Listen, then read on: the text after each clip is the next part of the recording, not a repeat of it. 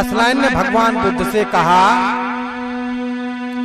क्या सभी जातियां समान रूप में पवित्र होती हैं? भगवान बुद्ध ने कहा,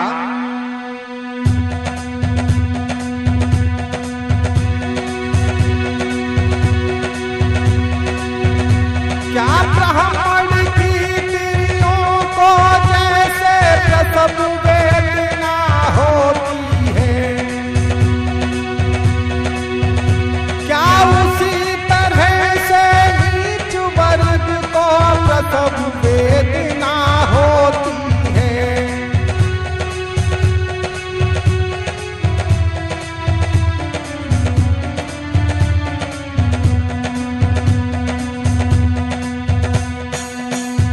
असलाइन ने कहा, हाँ वैसे ही प्रसव वेदना होती है। भगवान बुद्ध ने कहा,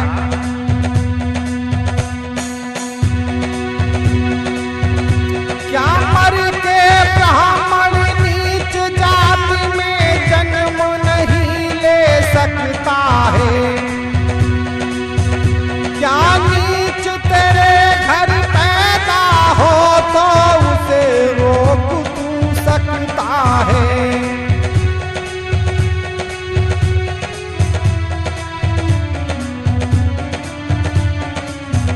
क्या नीच तेरे घर पैदा हो तो उसे रोक तू सकता है?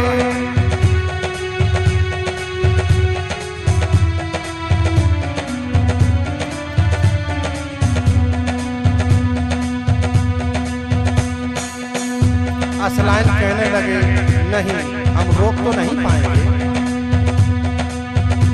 भगवान बुद्ध ने कहा,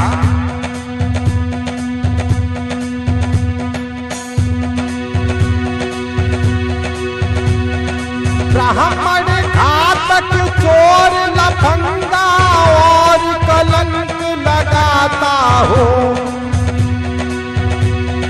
तुच्छ लालची द्रोही हो, मिथ्या सिद्धांत अपनाता हो।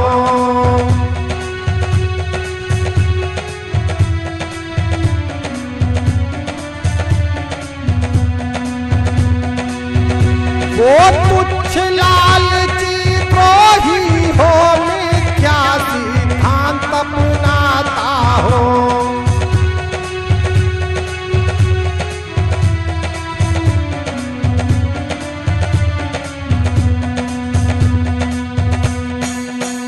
तो मित्र हमारे याद करो, मरने के बाद तेरा क्या होगा?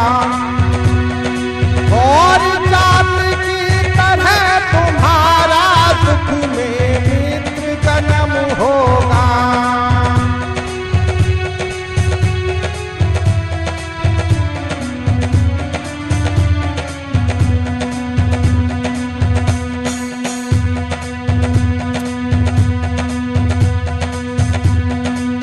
हिंदू समाज मिथ्या सिद्धांत को अपनाए हुए है,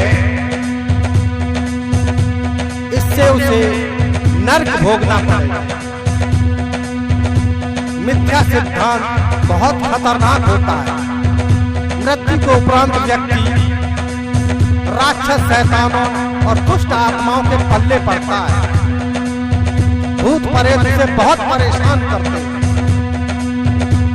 इसलिए मिथ्या सिद्धांत से बचें और धर्म को जांच परख कर अपनाएं।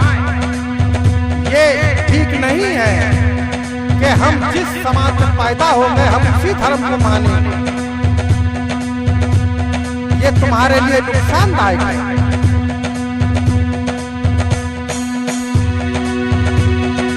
खड़े खड़े असलाइन बेचारे कर्मों का फल मिलता है।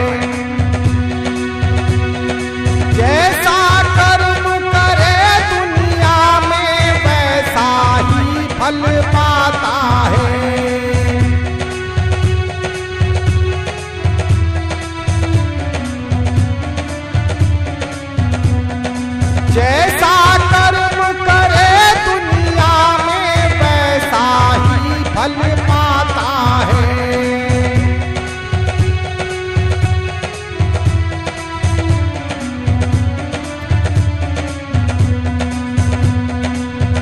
असलाइन ने कहा, हे शाक्य मुनि, आपने बिल्कुल सत्य कहा है